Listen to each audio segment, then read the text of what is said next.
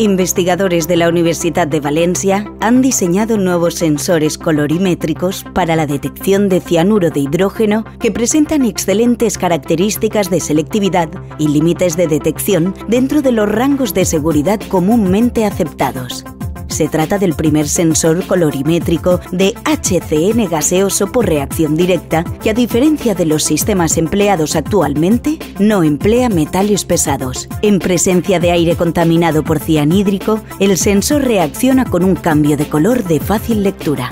El compuesto que utilizamos como sensor para cianhídrico es un compuesto que tiene unas características peculiares, con un carbono electrofílico que permite la reacción con el cianuro y que además presenta la ventaja de que puede ser depositado sobre distintos materiales sin que pierda su capacidad sensora, lo que hace que este tipo de sistemas sean mucho más versátiles a la hora de utilizarlos en aplicaciones reales.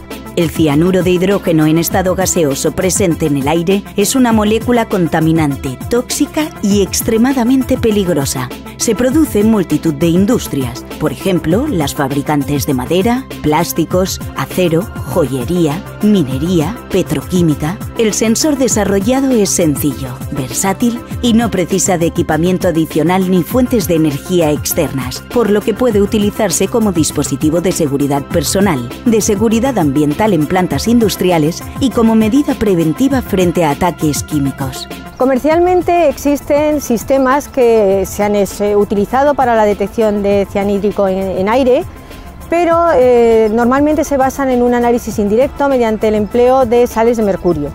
El mercurio es un metal fuertemente contaminante y, por lo tanto, la utilización de este tipo de sistemas es peligroso desde el punto de vista medioambiental. Nuestro compuesto es un compuesto orgánico, no utiliza en ningún momento sales de metales pesados y, por lo tanto, desde el punto de vista de contaminación presenta numerosas ventajas.